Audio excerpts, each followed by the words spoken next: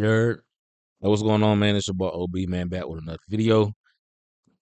This video, we're gonna be talking about a little bit of Clint Kubiak, a little bit of not no breaking news yet. I'm pretty sure y'all already heard. I'm a day late, dollar short. The Max Crosby stuff. Give my thoughts.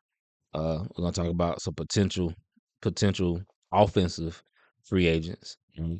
Let me just talk about the nitty gritty of this 2026 offseason. Feel me? Speaking of the 2026 offseason, I feel like this is probably the biggest offseason that we have had in the last, what do you think, 10 years maybe, since 2014, so 10 plus years. Um, Not only is it the biggest offseason, I think it is going to be one of the most productive offseasons since Reggie McKenzie. Because truth be told, to be honest, Reggie McKenzie is probably our last real good GM that we've had over numerous years. You can't say nothing bad about Tom Telesco because he got us Brock Bowers. He signed a couple good guys, right? Lance Lane. Did he sign Ross Lane? He didn't sign Ross Lane.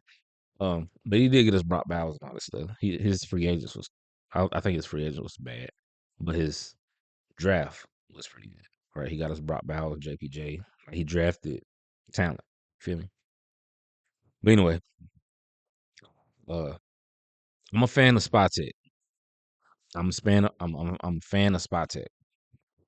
So this off season having the number one draft pick, which I think everybody believes, everybody hopes, everybody wishes, praying that it's Fernando Mendoza. This off season, this draft, right? Then the free agent class is having 100 and close, maybe 120,000, 120,000, $120 million in cap space, and the potential to have more, right? The potential to have more, depending on what you can do, like a Geno Smith and whoever else. I'm talking my phone. Like it bodes great for us. You feel me? It sets us up to be good faster than you would expect. Right? It ain't that doesn't mean that we're gonna rush the process. You can't rush the process. Rushing the process sets you up good maybe in year one, but year 3, 4, 5, 6, you're back where you started. Right. In my last video, I said you have to build through the draft. You have to draft good. Right. I feel like 2024, right? We drafted okay. You know what I'm saying? We got Brock Bowers, JPJ. 2025, we got Ashton Genty and a few other players. Hopefully they hit, right? Pretty sure they'll stick around because we're not gonna change GMs. You know what I'm saying? So normally those guys stick around unless they're just terrible. You feel me? Or a bad character type guys. Um, so you're building through the draft now, which the good teams do. Getting Fernando Mendoza in this draft is gonna set us up really good over the next, hopefully, over the next 10, 15 years. You know, and then you got to hit on day 2 and day 3 draft picks. You know what I'm saying? But I don't want to get into the draft talk right now. I need to see a couple more things. I might do a mock draft uh, after we find out who our uh, coaching staff is going to be. Right? So we know Clint Kubiak, segue. We know it's going to be Clint Kubiak on the coaching staff. Uh, and then hopefully what I'm thinking, my timeline is, again, I don't know, but I'm expecting Sunday Super Bowl, Monday, hopefully Monday announcement. Raiders are signing Clint Kubiak. He in the building. Blah blah blah. Wednesday press conference. All right, Wednesday press conference. Spottek, Mark Davis, Clint Kubiak. He probably would be so mundane and dry because I listened to a few of his interviews and he doesn't really get too excited, like Derek Carr said. And this is what you want. This is what I tell my son all the time, especially in the game, like in playing sports and in life in general. You don't want to have these big hills and big valleys. You want to make those small, right? You want to shorten the way. I broke my pinky. You want to make sure your waves are short. We're human, so it's never going to be a straight line, right? It's going to be some ups and some downs, right? But you never want to get too high. You never want to get too low. Feel me? But I feel like that's gonna be Clint, which is gonna be good, right? You want that. You want right. Antonio Pierce used to say you want steady Eddie, right? You want somebody that's gonna be have a short memory when it comes to their successes and when it comes to their failures, right? You want somebody to teach the team that. Hey, don't get too high. Hey, you did good, right? You did good yesterday, but what are you gonna do today? Right. And I feel like Clint is gonna preach that, right? Yesterday, cool. You did good. Great. Like Matt Scarr would say, 1% better every day. But what are you gonna do for me today? Right. We had a great practice yesterday. Have a better one today. Or at least match that same level of impact, you know. So yeah, that's my thought on uh coaching timeline. And then said what you call on Wednesday, press conference on Wednesday. Maybe we get a DC announcement, a defense coordinator, offense coordinator announcement the weekend. Um, and then position groups and all that stuff is announced over the next week or so, right? Because free agency is a month away.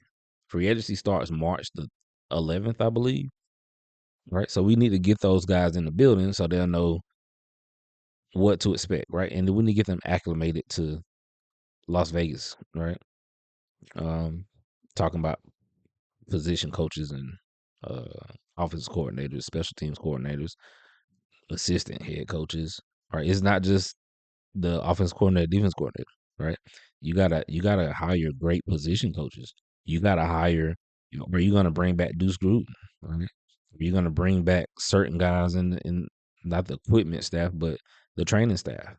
You know, um, I think that's the head coach job.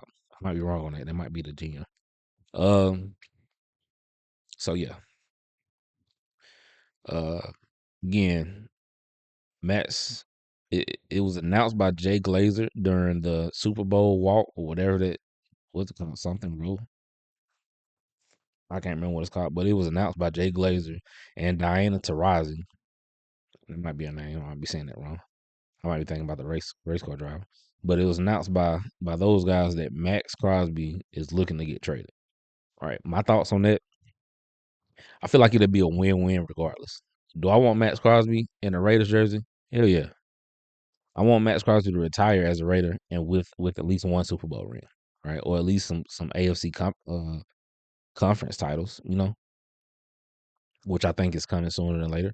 But I want Max to retire a Raider. But if he wants out, I respect his wishes. You know what I'm saying? Even though I want you to be on the team, I know you're a catalyst for the defense. I know you're gonna lead by example on the defense, right? Not just defense, but the team, right? You're gonna teach Fernando Mendoza how to be a professional, um, make sure certain things are done the right way on the defensive side of the ball. Um, he is the standard, but being the standard on terrible teams, being the standard on terrible teams, he has to do a lot more than he should. Meaning, playing 100% of the snaps at 28, 29 years old, can't do that no more, big dog. Can't do that no more. You got to lower that down to maybe 80%. You feel me? Because you're here for longevity. You know what I'm saying? Your longevity is more important than season 2026. It's more important than September, right? I want you here throughout the whole season and the playoffs, right? So stop trying to play 100% of the snaps, right? I know you got aspirations for the Hall of Fame and all that stuff, but for your health, right, that's not good. I think he's had maybe 9 surgeries. Majority of those being in the last 3 years. So yeah, but think again, it'll be if he is traded, I would hate it, but it is what it is because they're saying that we could get more than what the Dallas Cowboys got, which was a 2 firsts and a player, Kenny Clark, who's actually a really good defense tackle. And if you telling me I could get 2 players, I mean 2 first round picks and a player plus something else for max, I would take that. If I could turn that in, if I could turn one of those picks into Caleb Downs, and yeah, again, I don't want him to go, but I would take that. You know what I'm saying? Well, that's my spiel. Hold on, somebody at my door. My bad, man. Somebody's at my door. But I forgot what I was talking about.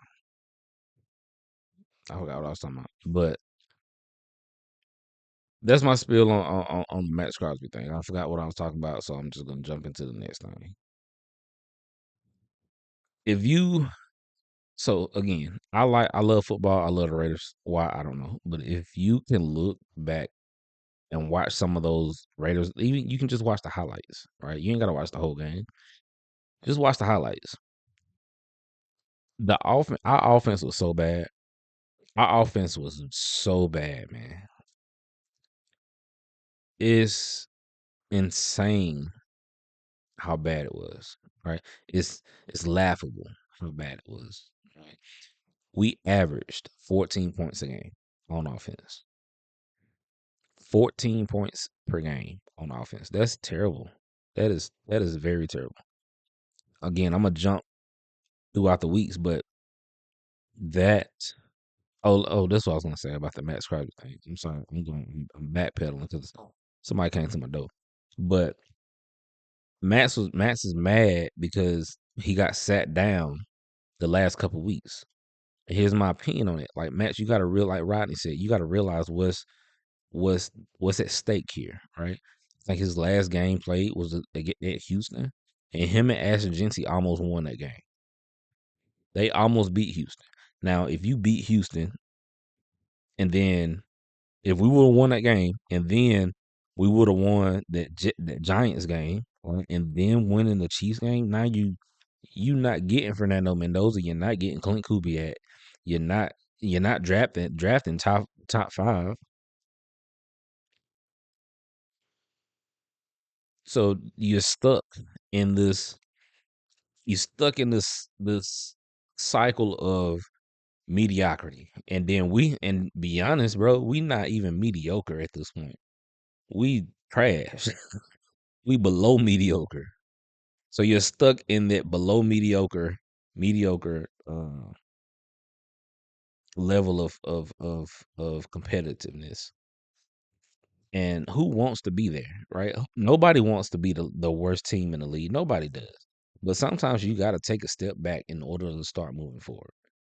It's very cliche, but that's just the reality of it. You got to be sorry sometimes in order to realize, okay, I need these pieces. I'm not going to be good unless I get a quarterback. I'm not going to be good unless I get one of these great head coaches. Um. So yeah, that's my spill on that. Um. But yeah, so the Bears game, right? That Bears game, Max Crosby almost won that game too. He almost won that game. Like the dude he is an animal, man. Like the dude is really damn good. He is really good. And if you give him an offense that's producing more than 14 points per game, if you give him an offense that's putting up 24, at least 24 points on average, right? He and the defense would be a lot better. It makes it easier on the defense. I'm a defensive guy. It makes it easier on the defense when the offense isn't constantly getting 3 and outs. Speaking of speaking on the Kansas City Chiefs game now, the first one, right? That first Kansas City Chiefs game when we got beat 31-0, The very first drive, we got 16 yards. We got 16 yards on 5 plays in that first drive. Listen, we didn't get a first down for the rest of the game. We got 16 yards. We we had 10 drives. I'm gonna say 9 because I think the one before halftime it was just like that counted as a drive. So I'm gonna say we had 9 drives, and all of them were 3 and outs. You know how hard that's to do? It's very hard to get. Even it's hard. It's hard to do. That's some high school. This team basically, you know what we was? We was every team's homecoming game. We was every team's homecoming game. That's what we've been.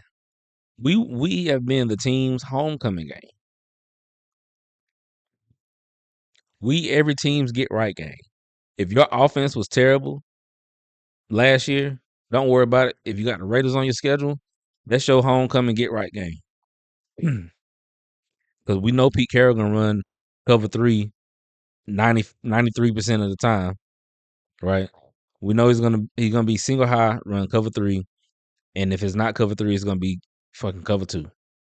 So whatever we need to work on, we're gonna do it. We're gonna correct it here. We're gonna build our confidence here, right? Um, uh, on if our defense messing up, it's okay because Geno Smith gonna throw us a couple interceptions. And he gonna get our confidence up. He gonna build our confidence, right?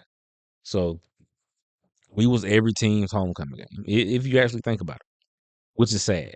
And if you don't know about if you didn't play football, if you're not really sure what I mean when I say that, is when you schedule homecoming games, 9 times out of 10, the team that you're scheduling your homecoming game for, you know you can beat them by 35 points. That's those are the homecoming. When I played high school ball and college ball, every homecoming game that we played, we beat them by at least 35 points. 5 touchdowns at least, minimum. And we didn't even play in the fourth quarter. Starters didn't play in the fourth quarter. That's that was us. Bro, they 3 minutes, 4 minutes left, they kneeling the ball. You know how embarrassing that is? And me having to defend. I didn't even defend it. I did because I don't talk shit to me. People in group chats talking shit to me, like, boy, it's 3 minutes left and they already kneeling the ball. I don't know, man. It is what it is. Stop fucking talking to me. But yeah, so I went on a tangent. I apologize. He almost won that Bears game. What the Chargers game? The very first play of the game, he threw it. Talking to Gino now. He threw an interception. Very first play of the game. Those an interception. Now, if you actually again watch the games, we were in majority of the close games we were in, right? Like we were very competitive up until Geno Dunce did something stupid, or somebody on the offensive line did something stupid. You know what I'm saying? Gave up a sack or got a fucking false start, and now instead of it being 2nd and 3, it's 2nd and fucking 12 or 13 because of holding or something. You know, it just the team was bad, man. And then after that Chiefs game, after that Chiefs game, it was the bye week, and then we had Jacksonville. You know what Pete Carroll did? I don't know for sure. I can't remember off the top of my head, but he didn't say, "Hey, Brandon Carroll, get your shit right." He didn't say, "Son, get your stuff right. Get your stuff together. Make sure your offensive line doing this." He didn't talk to the people that everybody in the fucking world, everybody in Raider Nation could see that was messing up. Fucking Jordan Meredith, DJ Glaze, Caillou Blue Kelly, uh, Devin White, Elandon Wright. He didn't talk. He didn't say nothing about them. He fucking lowered Dante Thornton's snap count. Brought in what's his name? Tyler Lockett, giving him more snaps.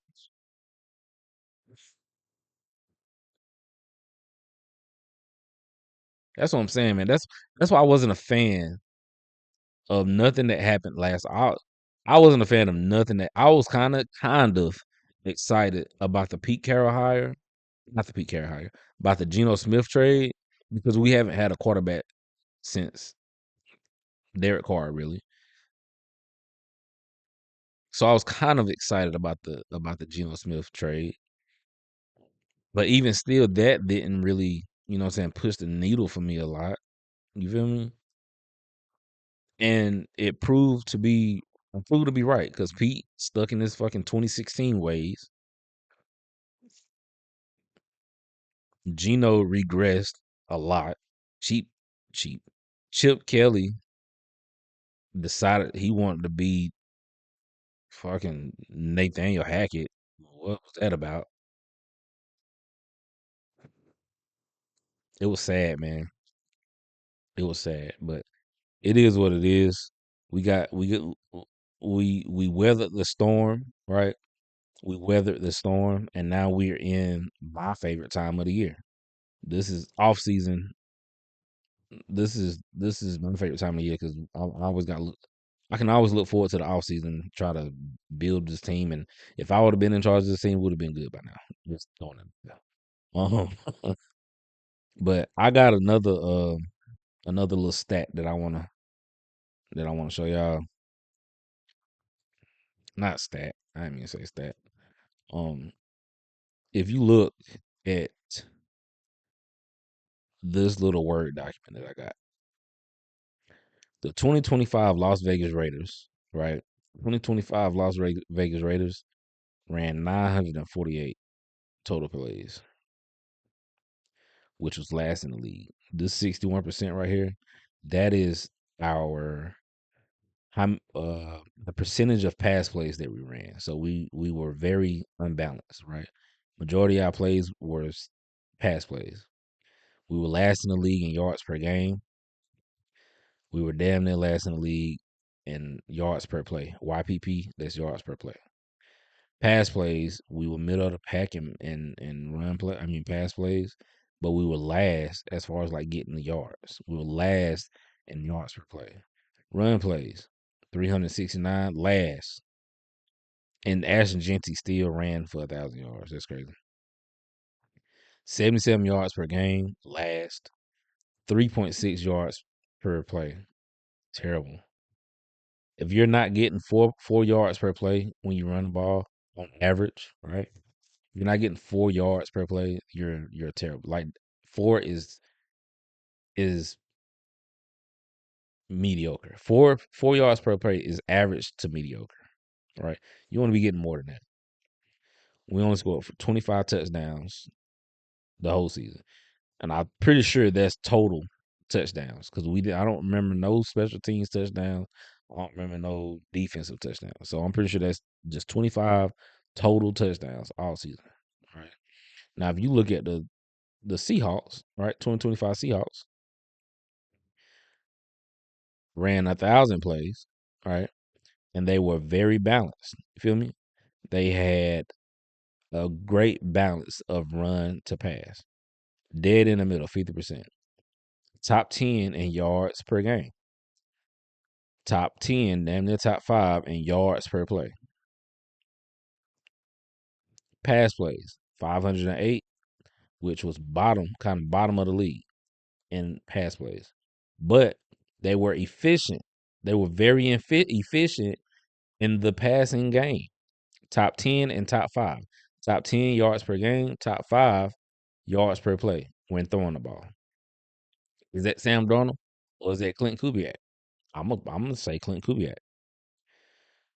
Uh, run plays again, 50%, 508, 507. It's hard to do. That's damn near perfect. That's exactly how you want to be. Fourth in the league in a number of run plays, above average when it comes to yards per game, below average. But again, I told you it's average to mediocre when it comes. I mean, below average to mediocre when it comes to that 4.0 yards per play. That's bottom. That's bottom tier though, right? But you stick with it, and you get 44 touchdowns per game, which was 13. Now, if you actually watch the Seahawks games, you would see that they are a defensive led team, right? Defense and special teams contribute a lot, right? And then the offense fed off of it, right? Um, DeMarcus Lawrence had 3 touchdowns. Then that's just the games that I watch. DeMarcus Lawrence, which is a defensive end for the Seattle Seahawks, had 3 defensive touchdowns, 2 in 1 game. Yeah, but anyway, here's something that I thought was very interesting.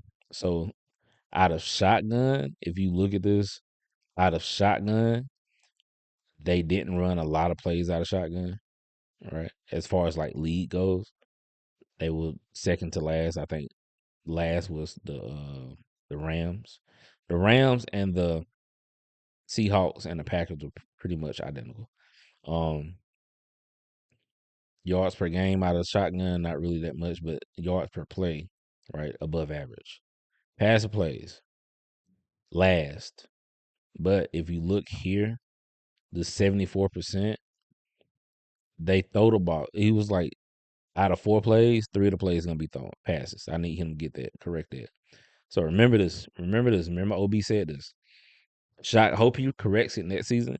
But when the Seahawks were in shotgun, um, out of every 4 plays that they run, 3 of them are gonna be pass plays. That's what that means. But they were efficient. You know what I'm saying? They were very efficient. I just switched something up right here. I don't know what is it.